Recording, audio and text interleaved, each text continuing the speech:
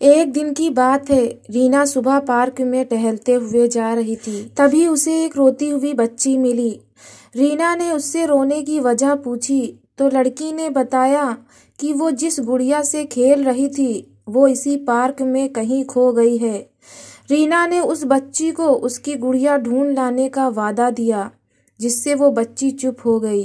रीना ने गुड़िया ढूंढने के लिए समय मांगा और फिर दूसरे दिन गुड़िया लाने का वादा करके वहां से चली गई। पर गुड़िया ना तो रीना को मिली और ना ही उस बच्ची को।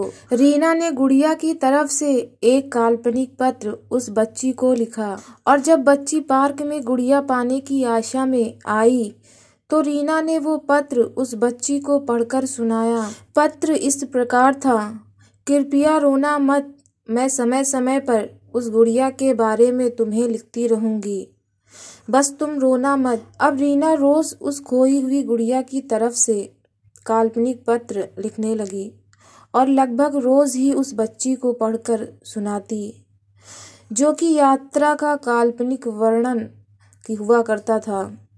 रीना ने इस काल्पनिक लेकिन रोचक वर्णन ने उस बच्ची को रोने नहीं दिया।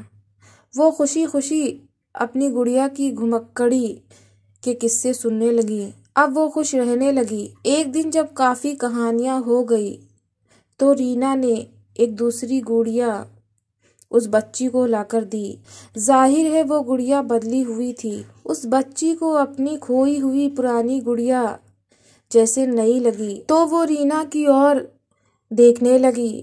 रीना अनजान बनते हुए गुड़िया में चिपकी एक चिट को निकाल कर पढ़ने लगी।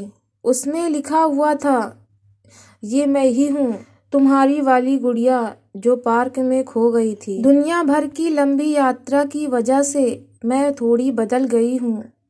बच्ची को इस गुड़िया और रीना पर विश्वास हो गया। वो गुड़िया लेकर घर चली गई।